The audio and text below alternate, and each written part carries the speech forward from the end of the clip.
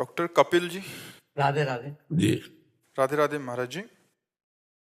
महाराज जी, राधा रानी की कृपा से आए परिवार, दोस्त, सहकर्मी सब कुछ बहुत अच्छे हैं। महाराज जी, जीवन में कुछ पलों में विकार, काम, क्रोध, लोभ, मोह, अहंकार ज्यादा हावी हो जाते हैं। उसकी गलानी बहुत महसूस होती है, फिर मन बेचैन हो जाता है, असंतुष्ट हो जाता है। महाराज जी, ऐसे में जीवन का आनंद नहीं ले पाते। अगर नाम जप करते हुए, सत्संग सुनते हुए विवेक जागृत कर लो तो फिर जीवन का आनंद ले सकते हो, आराम से ले सकते हो। जब तक भगवान से नहीं जुड़ोगे, अध्यात्म से नहीं जुड़ोगे, तो जीवन बिना दिशा का है। तो जैसे हमको ऐसे जंगल में प्रवेश हो जाए जहां हमको गली ही ना पता हो तो अशांत रहेंगे ना। और एक आदमी है जिसके साथ गाइड है, जो जंगल का एक एक कोना जानता है, अब उसके साथ घूमेगा तो आनंद लेगा ना, वो घबराएगा थोड़ी। उसके साथ गाइड है, तो हमारे साथ भगवान है, और भगवान का रचा हुआ है संसार रूपी जंगल है। मैं नाम जप करता हूं, नाम जप के प्रभाव से मैं काम क्रोध आदि का सदुपयोग करता हूं। इनका दुरुपयोग और सदुपयोग है।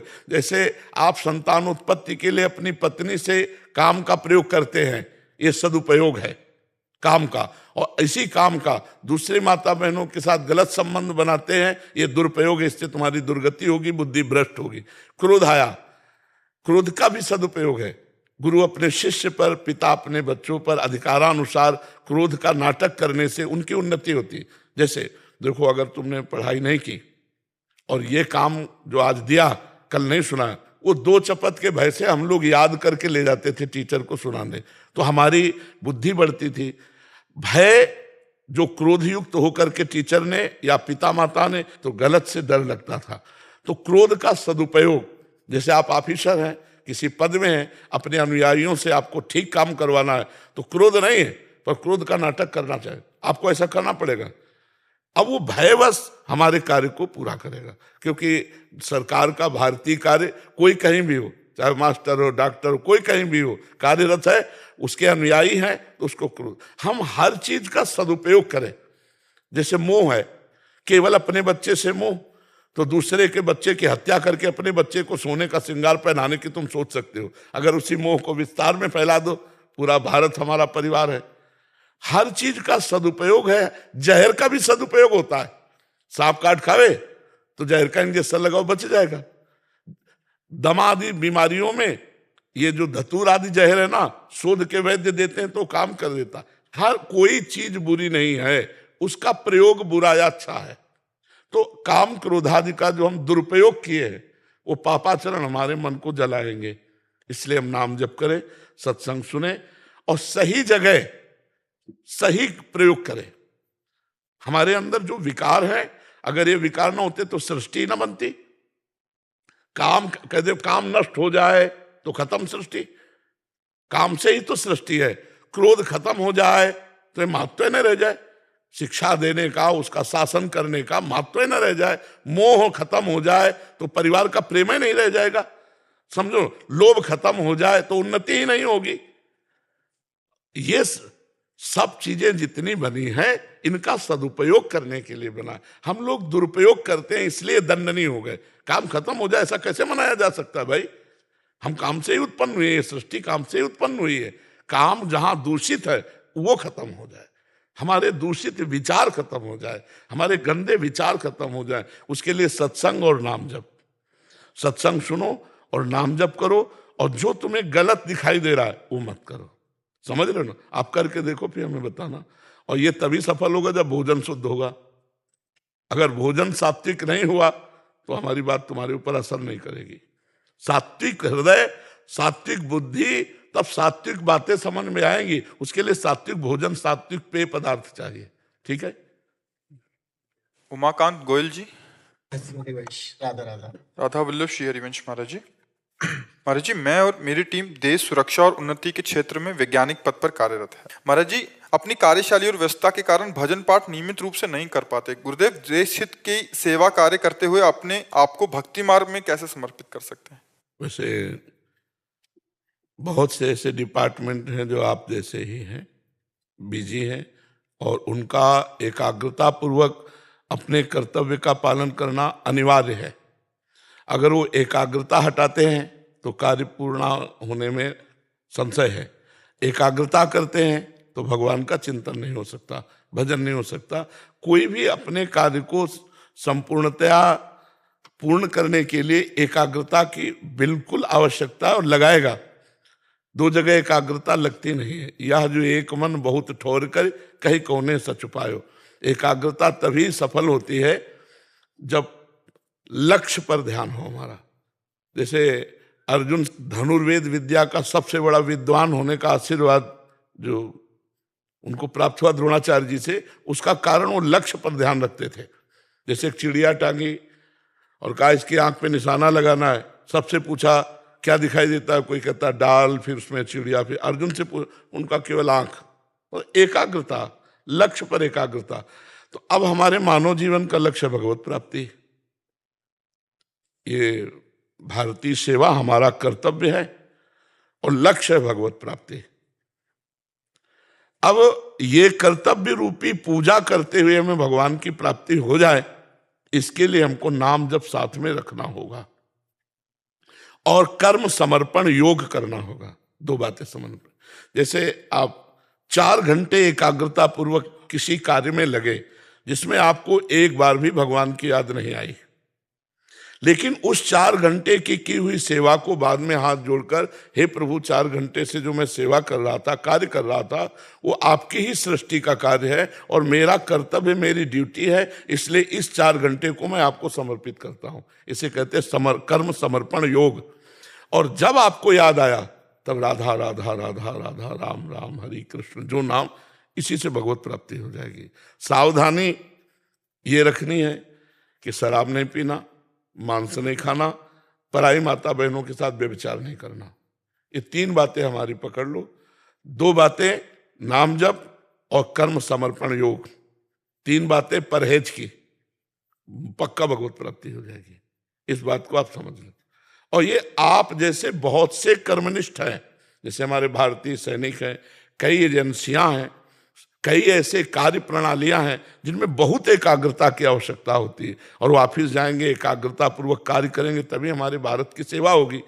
तो इसे पूजा मानी जाए, अपने कर्तव्य कर्म को पूजा मानी जाए, और वो पूजा भगवान को समर्पित की जाए। प्रति घंटे के अनुसार से या 6 घंटे 8 घंटे ऐसे अनुसार से समर्पित की जाए, उसे कर्म समर्पण योग कहते हैं। इससे भगवत प्राप्ति होती है। और जब आपको समय मिले, याद आ गया तो राधा राधा राधा राधा राधा, फिर कार्य में लगे। फिर समय मिला 1 सेकंड के लिए, राधा, फिर कार्य में लगे। वो अंदर का सुमिरन होता है, निश्चित इससे भगवत प्राप्ति हो। 3 परहेज, पराई माता बहनों की तरफ गंदी दृष्टि नहीं, भोग दृष्टि नहीं, मांस नहीं खाना, मदिरा नहीं पीना, बस जो कर रहे हो उसी से भगवत प्राप्ति हो जाएगी। मान लीजिए, हमारी बात मानने पर ही तो होगा ना। सदगुरु वैद्य वचन विश्वासा और संयम या न विषय के आशा। संयम बता दिया, परहेज 3 ये नहीं करना, और ये 2 करना, इसी से भगवत प्राप्ति हो जाएगी।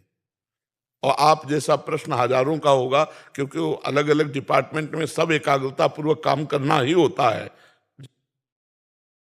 धीरेन्द्र श्रीवास्तव जी, लखनऊ से।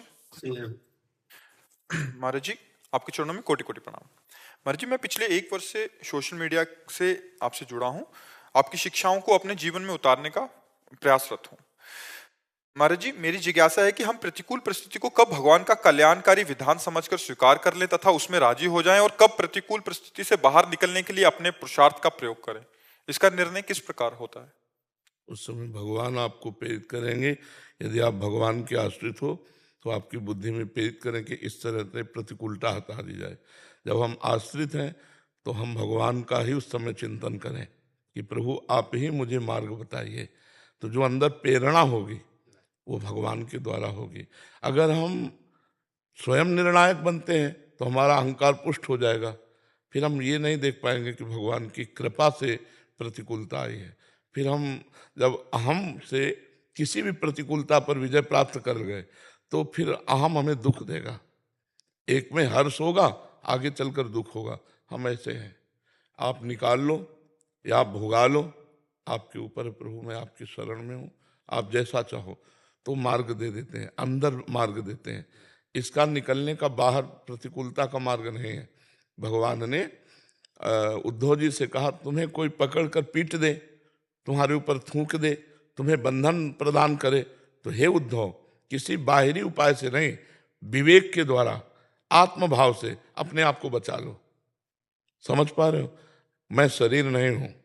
प्रतिकूलता शरीर पर आएगी, संसार की परिस्थिति पर आएगी, और विवेक के द्वारा हम बचे, किसी व्यक्ति का सहयोग ना ले। अगर विवेक से हम बच गए तो भगवत भाव की प्राप्ति होगी, और संसार से अगर हम किसी का सहयोग लिया तो उस व्यक्ति के प्रति ममता आसक्ति हो जाएगी, हमको अमुक व्यक्ति ने बचाया विपत्ति से। अगर कभी ऐसा होता है किसी व्यक्ति ने मुझे बचा लिया, कोई विपत्ति आ रही, तो हम ये समझेंगे मेरे भगवान ने बचाया। जैसे एक बार महोबा भ्रमण करते हुए गए, वहां से हमको काशी जाना था, तो किसी श्रद्धालु ने 3 स्टेशन की टिकट, अब हमें तो ज्ञान नहीं था ना, और उन्होंने उस डिब्बे में बैठाल दिया। हाँ, उसमें बैठाल दिया। तो 10वें स्टेशन निकल गए, तब टीटी अपने बैच सहित आए, जो बैच आता है पकड़ने वाला। तो उस समय हम सन्यासी वेश में थे। कहे टिकट दिखाओ, हमारे पास तो इतनी बड़ी थी, दिखा दिया। तो उनका ये तो साधारण टिकट है, और ये कितने स्टेशन निकल गए, तुम कहाँ जा रहे हो? उनका काशी।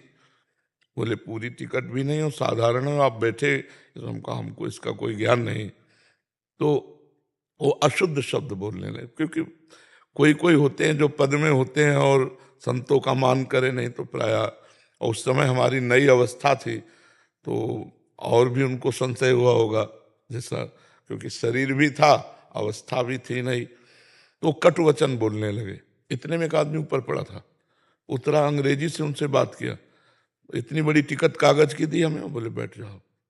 उनसे कहा आप जाइए। कौन था ये? भगवान। मेरे लिए तो भगवान थे ना, क्योंकि ना मेरा परिचय है, और ना मैंने कहा, और ना मैंने इच्छा की। अब हम तो देख रहे थे आगे क्या होगा। कुछ नहीं हुआ, वहीं बैठा दिए, टिकट दे दी, वो चले गए। भरोसा यदि भगवान का है तो भारी से भारी विपत्ति में भी। गिरिराज जी की परिक्रमा लगा करके रात्रि के 2 बजे कार से वापस आ रहे थे। उस समय मतलब हमें लगता है 10-12 वर्ष पहले अपने कोई व्यवस्था नहीं थी, कार किराए की ली गई थी। मुरारी भी साथ थे, और वो ड्राइवर सो गया, और वो गाड़ी ऐसे, वो क्या कहते हैं, डिवाइडर, उस पे ऐसे राधे श्याम, गाड़ी बंद, ऐसे खड़ी। ड्राइवर होता उनका, माफ कर दो, पहली बार सो गया, पहली बार गलती हो गई। लेकिन गाड़ी बंद किसने की? तुमको आपने नहीं की? बोले नहीं।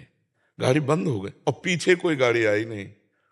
नहीं तो हाईवे पे तो गाड़ी रफ्तार से चलती, पीछे कोई गाड़ी आई नहीं, वो गाड़ी बंद हो गई, जहां थी वही ठप हो गई। कर तुम अकर तुम अन्यथा कर तुम ईश्वरा। राधे श्याम, हम आपकी शरण में है प्रभु। अब जैसा, क्योंकि ये हमारी अंतिम भी आवाज हो सकती थी, राधे श्याम। जब नारायण बोल के भगवान को प्राप्त हो गया बेटे के बहाने से, हम तो राधे श्याम बोल रहे, कब अंतिम हो जाए कुछ पता थोड़ी। लेकिन भगवान है। कितनी बार हमने देखा है विपत्ति में भगवान को ऐसे पुकारो, वो तुम्हारे मन में रास्ता दे देंगे, बाहर किसी व्यक्ति को सहयोगी बना देंगे, या भेष बदल के खुद आ जाएंगे। पक्का हरि स्मृति सर्व विपद विमोक्षणम, भगवान की स्मृति समस्त विपत्तियों का नाश करती है। किसी भी विपत्ति में फंस जाओ तो भगवान ऐसा रास्ता निकाल देते हैं कि जो आप सोच ही नहीं सकते। कल हम सत्संग में कहा, एक कबूतर डाल पे बैठा, आनंद से बैठा था, इतने ऊपर से बाज पक्षी मंडराने लगा। उसकी दृष्टि कबूतर पर पूरी थी। कबूतर ने दृष्टि में देखा, क्योंकि कबूतर बहुत कोमल और बाज बहुत शिकारी पक्षी है, वो उसके पंजे की पकड़ ऐसी, जो अगर पंजे पे आ गया तो बच पाना मुश्किल, कोई भी हो, चाहे वो जो पशु पक्षी हो। बाज ने पूरा लक्ष्य बना लिया कबूतर का। कबूतर ने सोचा नीचे उड़ जाए, तो देखा शिकारी बाण चढ़ाए। उसने कहा अब तो मृत्यु ही है, ऊपर उड़ता हूं तो बाज खा जाएगा, नीचे तो शिकारी बाण मार देगा। अब वो तो मार ही देगा, उड़ूं या ना उड़ूं, शिकारी तो मार ही देगा। तो पूर्व जन्म के भजन के अभ्यास से जैसे गजेंद्र को भगवान का स्मरण आया, ऐसे कबूतर को भगवान का स्मरण कि हे भगवान आप ही बचा सकते हो। जो भी भगवान का स्मरण किया तो घटना घट गई। बाज के ऐसे निशाने में लिए था बहेलिया और बिल से सांप निकला और उसने उसके पैर में काटा। जो ही काटा तो बैलेंस बिगड़ गया और बाण छूट गया। बाण छूटा सीधे बाज के लगा, बाज उधर मरा, बहेलिया इधर मरा, कबूतर कर तुम अकर तुम अन्यथा कर तुम सर्व समर्था सा ईश्वरा। तो उसमें कभी हम ये ना सोचे कि मुझे अपनी मति लगानी, अगर मति आई और बच गए तो समझा भगवान ने बुद्धि दे दी थी, भगवान ने बुद्धि दे दी थी। तो हम भगवत और भगवान की प्रदत्ति बुद्धि ही विपत्ति से बचा सकती है, अन्यथा कोई उपाय नहीं है। विपत्तियां हमारे पाप कर्म का फल होती हैं और वो अवश्य भोगना होता है, और उस समय यदि हम भगवान को पुकारे तो निश्चित बच सकते हैं, निश्चित बच सकते हैं। हर विपत्ति, कई बार हमने देखा है, खुद अनुभव किया है कि अगर भगवान न कृपा करते तो ऐसा हो जाता। जैसे हमने सुना है सत्संग, गंगा किनारे हम भ्रमण कर रहे थे, एकदम कोहरा छाया हुआ था, जैसे सर्दियों में होता ना, तो जहां से पानी निकल जाता है गंगा जी की बाढ़ का और वहां दलदल होता है, ऊपर पपड़ी होती है, बिल्कुल आपको नहीं लगेगा कि नीचे दलदल है, और रबड़ी जैसा एकदम दलदल है। तो पीछे आवाज आई, हे सावधान आगे दलदल है। तो छड़ी रखते थे, जो ही ऐसे किया पूरी छड़ी समा गई।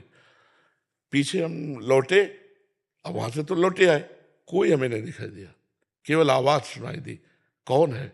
इसका मतलब भगवान अपने साथ हैं, हर समय वो देख। नहीं तो दलदल में अब पता नहीं कितना धस जाते, कोई आता कभी निकालने वाला कि नहीं आता, एक दो दिन में तो मर ही जाते, कहो और होता तो पूरा धस जाते दल। हर कदम संकट है, भगवान ही बचाने वाले हैं, भगवान ही। इसलिए हम सबसे कहते हैं मंगलमय भगवान हैं, उनका स्मरण करो, तुम्हारे पाप नष्ट हो जाएंगे, दुख नष्ट हो जाएंगे। इस जीवन में जो शरीर में लिख के आ गया है कि भाई इतना भोगना है, वो भी 100 का 10 भोगने को मिलेगा। हर कष्ट सहने की सामर्थ्य और हर कष्ट से निकलने की कला भगवान के आश्रय से आ जाती है। देखो संसार में सबको सुख दुख दोनों भोगने होते हैं, कोई ऐसा नहीं है जिसके जीवन में ना हो। अगर भगवान हमारे संबंध में है तो हमें सहयोग मिलेगा, हमें बचत मिलेगी, उतने प्रारब्ध नहीं भोगने पड़ेंगे। तो सबसे बड़े रिश्तेदार तो हमारे भगवान है और उन्हीं का सारा वैभव है। तो यद्यपि कानून में हम गलत हो जाएंगे तो हमको दंड मिलेगा, गलती तो हुआ। मान लो इस जन्म में बाबा जी, किसी जन्म में कोई पाप बन गया, वो आके ऐसे माँ के गर्भ में हमें, जिसके यही रोग था पॉलिसिस्ट और वो वंशानुगत रोग, तो भगवान ने कृपा करी, देखो ये ऐसे चल रहा है। तो हम कहते हैं अपनी बुद्धि में भी यदि प्रेरित हो तो उसे भगवान के द्वारा प्रेरित समझो, अपनी बुद्धि के द्वारा बचे ऐसा न समझो। ठीक है ज्योति जी। श्री हरिवंश। श्री हरिवंश महाराज जी। महाराज जी, गुरुदेव भगवान, सुना है कि अपने शिष्य को गुरुदेव प्रोटेक्ट करने के लिए, बचाने के लिए, गुरु उनके द्वारा किए बुरे कर्मों का कष्ट अपने ऊपर ले लेते हैं। गुरुदेव भगवान जब भी कभी कभी ऐसा कभी कभी होता है, जब देखा जाता है कि असमर्थ है सामने वाला, तो वो जान ना पाए और अंदर के संकल्प के द्वारा उसके अशुभ को ले लिया गया, शुभ को दे दिया गया। ये कभी कभी ऐसा होता, प्रायः नहीं होता, ये प्रायः नहीं होता है, कभी कभी ऐसी घटना होती है। जी, ये कह रहे हैं कि जब भी आपकी तबीयत ठीक नहीं रहती, शारीरिक कष्ट होता है। नहीं तो हमारी तबीयत कोई अचानक वाली थोड़ी है, हमारी तो माँ के गर्भ से है, पॉलिसिस्ट किडनी ये माँ के गर्भ से है। अब वो अवस्थागत तो उसमें शिस्ट बढ़ते चले जाते हैं और वो असमर्थ होती चली जाती है। तो अब जैसे डायलिसिस हो रहा है, तो कभी खान पान का कुछ क्रम बिगड़ गया तो फिर और कष्ट हो जाता है, कभी कभी खान पान का क्रम बिगड़ जाता है। तो ये उससे तात्पर्य नहीं रखता, ये कुछ नहीं कर सकेगा। अब ये किडनी मान लो हम 55 के हैं, 60, 70, 75 में आदमी ढनक जाता है, तो ये अगर हमें 75 तक जाना है तो इस गाड़ी से भी हम पहुंच जाएंगे 75 तक, और नहीं जाना है ना तो नई किडनी लगा के भी हम फेल हो जाएंगे। तो हम अपने लक्ष्य को पकड़े कि इसे पकड़े, ये तो गया। गाड़ी जब घर में आ जाए और फिर आग लग जाए ना तो कोई परेशानी नहीं होती, हम घर आग चुके हैं। हमारी गाड़ी में आग लग गई, अब हमें कोई परेशानी नहीं है। तो इसलिए ये जो गुरुजन अपने जनों का कभी कभी जैसे, तो वो करुणा करके लेते हैं। जैसे माँ है ना, तो उसको लगता है मेरा बेटा सुखी रहे, ऐसे लगता है ये बहुत कष्ट पाएगा, और अपने को पता है कि कष्ट झेलने का तरीका क्या है, तो उसको अपने ऊपर ले लिए संत महापुरुष जन और उसको सह। ये नहीं है कि छू छा से जाए, अगर उसका कष्ट निवारण करना तो तुम्हें भोगना पड़ेगा, अवश्य में भोक्तव्यम। ये जो हो रहा है ना, ये सब नौटंकी नाटक है, तो हम खुली बात बता रहे हैं। नाम जप करो, भगवान के आश्रय से जो प्रारब्ध भोग है उनको भोग लो, और अगला जन्म ना हो ऐसा उपाय कर लो, भगवान की प्राप्ति कर लो। तो ये बात है, और तो सब प्रपंच है पैसा के लिए। ऐसा यार कि मतलब छुओ ठीक हो गया, तो जितने मेडिकल पढ़ाई है सब बेकार है। भगवान आयुर्वेदाचार्य के रूप में अवतरित हुए, धन्वंतरी के रूप में। जरूरत क्या थी? छू वाली बात करते, दवाई वाली बात क्यों की? नहीं, छू वाली बात करते कि भाई छू। आजकल के इतने बड़े बड़े महात्मा हो गए हैं, बड़े बड़े रोग कैंसर आदि छू से मिटा रहे हैं।